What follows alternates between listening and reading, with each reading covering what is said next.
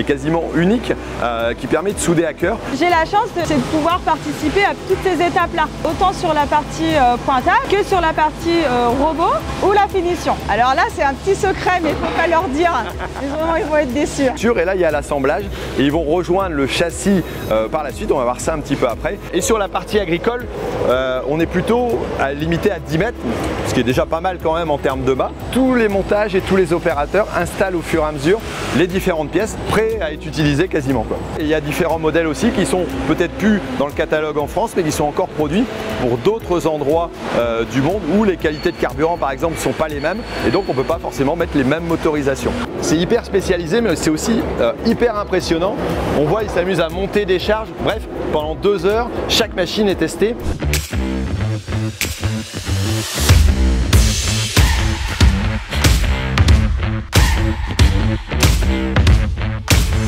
Salut la compagnie, alors vous savez que j'adore les visites d'usine et ici franchement je suis servi. C'est extraordinaire, vous voyez un petit peu les machines qui sont derrière, on va tout simplement aller voir comment elles sont fabriquées. On va rencontrer des opérateurs et même à la fin je vais avoir la chance d'interviewer tout simplement celui par qui tout a commencé. Allez, c'est parti, on visite l'usine Manitou. Bon, ici on est dans le hall de présentation, on va voir un petit peu l'histoire, mais j'ai une question à vous poser. Est-ce que vous savez à partir de quel matériel a été créé le premier chariot Manitou? Allez, un petit indice, il est derrière. Allez, c'est parti. Alors il faut savoir que dans l'usine, je ne vais pas pouvoir tout vous montrer parce qu'il y a beaucoup de machines qui sont quand même très spécialisées et donc il y a un risque d'espionnage industriel. Par contre, ce que je peux vous dire, c'est que là on a vu au niveau des tubes, il y a un système de soudure qui est tout à fait spécifique et quasiment unique qui permet de souder à cœur. Donc voilà, le tube est coudé et chanfreiné sur le dessus et donc on a une soudure, là vous allez pouvoir voir un petit peu le détail, qui est vraiment nickel, c'est assez impressionnant et ça on ne le voit pas sur tous les matériels. Il faut savoir que sur le site ici on a 1300 personnes, mais il y a aussi 3 autres usines si je ne me trompe pas et dans chaque usine on est un peu spécialisé. Ici on est plutôt voilà, sur les chariots télescopiques, plutôt les MLT et ici on est au niveau du montage, vous voyez des mâts qu'on a vu au niveau soudure et c'est vrai que le système de soudure est assez particulier, je l'ai vu juste avant et donc ici ils sont passés du montage, ils sont passés à la peinture et là il y a l'assemblage et ils vont rejoindre le châssis par la suite, on va voir ça un petit peu après, mais toutes ces parties là voilà se font ici et donc ça démarre de A à Z au niveau de la fabrication, j'allais dire ça part de toutes les pièces et on sort les engins qui sont finis ici en fin de série, quoi. Alors il faut savoir ici pour la visite, on est vraiment hyper sécurisé. Alors on a des allées spécifiques, on ne peut pas en sortir hein, clairement. Voilà, et on voit, on a nos bouchons d'oreille, voilà, on est bien équipé et c'est pareil pour les opérateurs quand on regarde, voilà, ils ont tous forcément les équipements adéquats parce que la sécurité c'est aussi un des fers de lance de la boutique, quoi. On est ici sur la partie assemblage, il faut voir qu'il y a 2 chaînes différentes, une plutôt pour les moyennes et grandes longueurs, on va jusqu'à 18 mètres ici hein. Et sur la partie agricole, on est plutôt limité à 10 mètres, ce qui est déjà pas mal quand même en termes de bas. Alors il faut savoir qu'il y a plusieurs parties. Là on assemble différentes pièces voilà, qui vont tout simplement être installées sur la chaîne. La chaîne principale elle est ici, on est sur des rails où c'est posé complètement, là sur les grands, et ça fait un circuit avec 3 passages et donc tous les montages et tous les opérateurs installent au fur et à mesure les différentes pièces pour arriver sorties complètement montées, quoi, prêt à être utilisé quasiment, quoi. Alors si chez Manitou on sait très bien qu'il y a de l'agricole, hein, vous l'avez vu ici dans l'usine, il y a aussi beaucoup de matériel qui sont utilisés pour l'industrie, voilà, par exemple dans des usines et bien entendu sur le bâtiment et travaux publics hein, forcément, c'est une grande partie aussi des activités, quoi. Alors ici par exemple on peut voir que tout simplement pour que les opérateurs puissent travailler le plus facilement possible avec le meilleur confort, il y a plein d'outils qui permettent d'aider à lever pour limiter tout simplement la charge. Alors là on est sur la partie assemblage, donc quelque part la deuxième ligne peut-être un peu plus petite. Vous avez peut-être remarqué qu'il y a différentes catégories, parfois même différentes couleurs, tout simplement parce qu'il y a des grands comptes en location qui font faire à leur couleur, donc ça Manitou s'adapte pour ça. Et voilà, il y a différents modèles aussi qui sont peut-être plus dans le catalogue en France, mais qui sont encore produits pour d'autres endroits du monde où les qualités de carburant par exemple ne sont pas les mêmes et donc on ne peut pas forcément mettre les mêmes motorisations. Alors ici on va monter jusqu'aux pneumatiques hein, tout simplement, et une fois qu'ils sont sortis là, ils vont retourner sur l'autre partie ici où il y a par exemple le remplissage pour la clim et après tout ça, ça va partir aux essais. Alors Alors ici, on est au cœur tout simplement de l'activité, là où tout démarre au niveau des châssis. Et je suis avec un soudeur, ou plutôt une soudeuse. Bonjour Elodie, ça va? Ça va très bien. Alors toi, ton travail ici, c'est de souder des pièces comme celle-ci, c'est ça? Alors exactement. Ici, on est sur un modèle qui est presque terminé parce qu'il est déjà passé au robot. Ouais. Mais avant ça, il y a plusieurs étapes. C'est du pointage. D'accord. Alors qu'est-ce qu'on appelle le pointage? C'est le positionnement des pièces sur le châssis? C'est ça. Alors là, ça va être la formation du châssis complet. D'accord. On apporte les longerons, ces grandes tôles. Ouais. Voilà. Et on va apporter des pièces supplémentaires. Des supports cabines, Ouais. des supports arrière-train. Tous ces éléments-là pour ensuite former le châssis. D'accord. Alors on apporte les pièces. Alors il y a une partie qui est en soudure automatisée, c'est ça? Alors oui, au pointage, on va être que du manuel par contre. D'accord. Au pointage, ensuite phase robot, où là, ça sera les soudures définitives. D'accord. Et alors, toi, ton boulot, c'est quoi? Tu es au pointage, tu es au moment de la soudure, tu es après? Alors moi, j'ai la chance, c'est de pouvoir participer à toutes ces étapes-là. Je suis autant sur la partie pointage que sur la partie robot ou la finition. D'accord. Alors, j'imagine que tu fais ça depuis tout le temps?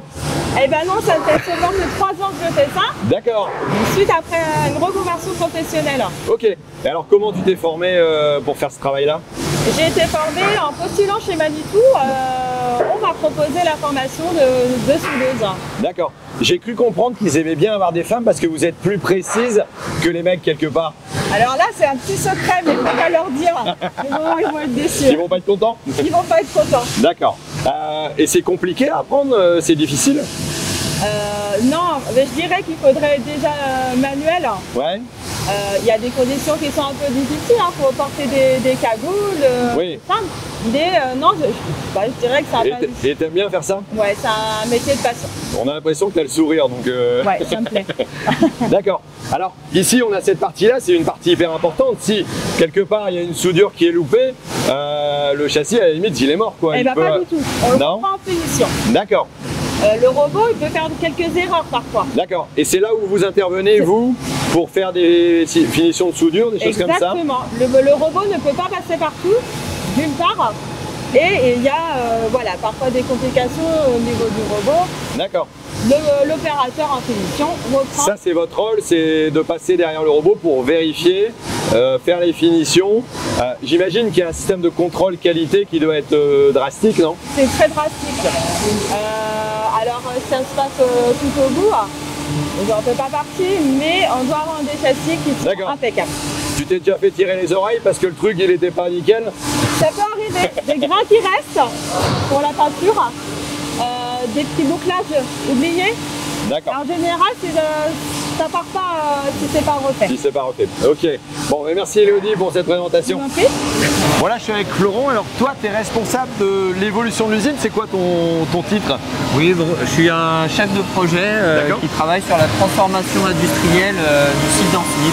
Alors tu me disais, il y a des évolutions sans cesse au niveau du process de fabrication. C'est quoi le but du jeu pour vous? Effectivement, on a un programme qui a débuté en 2021, conséquent. On est en train de renouveler nos équipements industriels. D'accord. Sécuriser nos flux, donc clairement passer dans un flux plus tiré et remettre les flux dans le bon ordre afin que on soit plus efficace.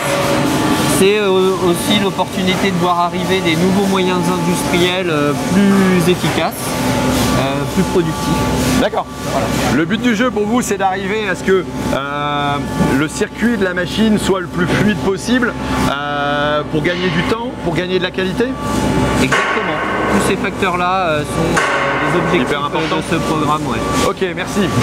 Mais ici, on a tout simplement des personnes qui testent donc toutes les machines. Alors, en général, c'est des personnes qui ont déjà bossé en prod, qui connaissent bien les machines et qui peuvent, on m'a dit comme ça, tout simplement détecter une panne rien qu'à l'oreille. Alors, c'est hyper spécialisé, mais c'est aussi hyper impressionnant. Pendant 2 heures, chaque machine est testée pour essayer tous les éléments de la machine et vérifier que quand vous l'achetez, tout simplement, elle soit nickel.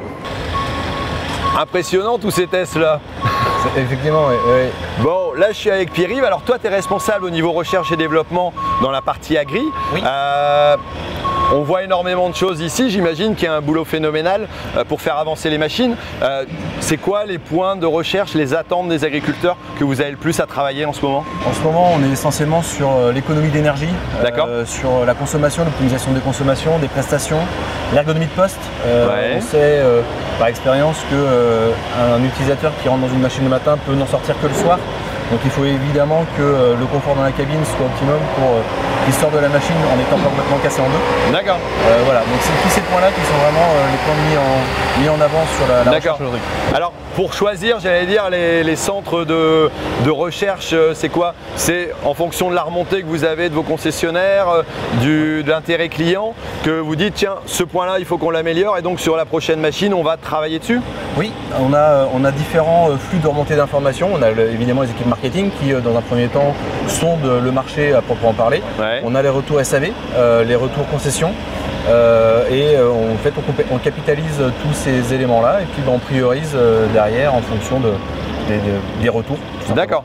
Dis-nous entre nous comme ça, là il n'y a personne qui nous écoute, c'est quoi le prochain truc qui va être extraordinaire sur les nouveaux Manitou? C'est pas facile à dire. Tout est extraordinaire sur les Manitou. Et je parle évidemment de façon parfaitement objective. C'est pas comme si, voilà, mais rien de spécial, il y a des points quand même qui changent un peu de l'habitude ou qu'on voyait pas avant. Le start est un élément, alors c'est un petit élément, c'est une petite option, mais c'est quelque chose qui va arriver sur les machines agricoles. Et c'est pas comme si 30% du temps les télescopes servaient à tourner sans qu'on les arrête. Donc quelque part c'est hyper important quelque part. Ça va dans mon sens. Ok, ça marche, merci. Après cette visite, j'ai la chance d'être avec le fondateur, donc Marcel Brault. Bonjour Marcel. Bonjour. Ça va? Ça va vous-même? Bah très bien. Sur l'engin que vous avez réfléchi quelque part, c'est une idée géniale de retourner un tracteur pour aller mettre un mât devant. C'était quoi le besoin qu'il y avait à l'époque? Ben, le besoin, c'était de pouvoir aller dans des terrains où aucune machine de manutention ne pouvait évoluer. D'accord, c'était arrivé sur, c'est un engin voilà. Beaucoup plus d'aller dans la terre, d'aller dans des sols non goudronnés ou non bétonnés. Aujourd'hui, il n'y a plus que ça maintenant. Mais alors ça paraît simple, mais d'avoir l'idée de le retourner, c'est vous qui avez eu cette idée-là? Oui, c'est-à-dire que je voulais me sortir de mon fournisseur Sambron, comme je vous disais tout à l'heure. Moi, je me suis dit, il faut que je parte sur autre chose qu'un damper, si vous voulez. Et c'est comme ça que... Et alors, pourquoi McCormick? Ben parce que, vous voyez, ce produit avait le moteur à droite et qu'on pouvait placer un siège sur le côté. D'accord, ouais, il était décentré, donc ça correspondait à votre besoin. Tout à fait, vous oui. avez cherché l'outil exact. Voilà, oui, exactement. Vous nous avez expliqué tout à l'heure l'histoire de la marque. Pourquoi Manitou? Ça aurait pu s'appeler comment déjà? C'est-à-dire que la boîte s'appelait Brault et Faucheux. Oui. Bon, et elle fabriquait du matériel bleu qui était uniquement destiné à la construction. Et moi, je voulais avoir un produit multifonction et qui s'adresse. Donc, il me fallait trouver d'abord quelque chose qui marque et puis qui soit une autre gamme de produits. D'accord. Et voilà. Donc c'est là où vous avez cherché différents noms. Voilà, tout à fait. Vous avez dit ça aurait pu s'appeler. Je suis parti de Salève, Lève-Tout, Manulève. Si vous voulez, on est parti de mots franglais pour arriver vers une marque qui nous a permis de faire le tour du monde, si vous voulez, parce qu'elle était lisible dans toutes les langues. Manitou se lit dans toutes les langues. Voilà. Donc c'est là que vous avez créé quelque part cette marque. Que vous êtes dans 140 pays, c'est ça? Oui, ou 140, 150, oui. Partout quoi. Voilà, on est à peu près partout. Oui. Ok, écoutez, merci beaucoup en tout cas. Moi j'ai fait une visite extraordinaire et puis merci de nous avoir présenté ça et puis d'avoir eu des idées géniales pour accompagner les agriculteurs. Hello, voilà, la visite de l'usine est finie. On a vu vraiment que c'était super intéressant. Moi, la rencontre aussi avec le fondateur Marcel était vraiment super géniale. C'est un mec qui a une énergie folle. Et je connais une autre personne qui travaille pour l'usine. Comment c'est ton nom, toi? C'est Denis Ruff. Voilà. Et comme j'ai du mal à dire les prénoms, je l'ai laissé le faire. Toi, tu es directeur Europe? Je suis vice-président de l'Europe du Sud. Vice-président de l'Europe du Sud. Avec la France, grand pays. Grand pays. Hein, évidemment. Et puis l'Espagne, le Portugal et l'Italie. D'accord. Alors, on a vu l'histoire un petit peu. Ça a commencé dans la construction, ça arrive dans l'agricole. C'est important, le côté agricole pour Manitou? Alors, pour le Manitou, la part de l'agricole, c'est à peu près entre 25 et 30% de l'activité du groupe. D'accord. Donc, c'est vraiment important. Ça a vraiment progressé très, très fortement en quelques années. Quelques dizaines d'années, mais assez rapidement. Et puis, on le développe maintenant, alors très fort en Europe, évidemment, aux États-Unis. Et puis, c'est en train de se développer dans le monde entier. Donc, on est très content, on est très fiers. Voilà. Voilà, et vous avez été dans les premiers aussi à sortir le télescopique dans les années 80, 81, 82, c'est ça? Exactement. On a lancé le télescopique dans l'agricole dans ces années, dans les années 80. Et puis, ça a été de longue haleine parce que les agriculteurs ne connaissaient pas ce type d'outils. Donc, on a été obligé, comme on dit souvent chez nous, on a été obligé d'aller présenter les machines, d'aller promouvoir le produit, mais chez les agriculteurs, pour qu'ils comprennent l'avantage de ce type de machine. Et puis après, c'est devenu un grand classique et on est très fiers d'être le leader dans l'agricole en France, mais pas qu'en France. Ouais, en tout cas, merci beaucoup parce que c'est vrai que c'est une belle marque voilà, qui rayonne dans le monde. C'est un beau groupe. Moi, j'ai vu cette visite d'usine qui était géniale. Des personnes aussi géniales, franchement. Voilà, écoutez, si vous avez apprécié, n'hésitez pas à mettre un petit commentaire. Vous avez peut-être répondu à la question que j'avais posée au départ, qui était tout simplement à partir de quel matériel on avait commencé les chariots élévateurs. C'était tout simplement un tracteur. Exactement. Voilà, un tracteur inversé. Tracteur inversé. C'est franchement génial. Donc, merci en tout cas d'avoir essayé de jouer. Et puis, merci pour la visite. Bon, nous on se retrouve très bientôt pour d'autres vidéos bien entendu et puis n'hésitez pas à venir vous voir sur les stands chez Manitou, voilà, pour aller voir pendant les salons qui vont arriver là prochainement. Il y a des belles choses à voir en tout cas. Allez, moi je vous laisse, merci beaucoup et puis à très bientôt, merci beaucoup. À une prochaine, allez ciao. Ciao.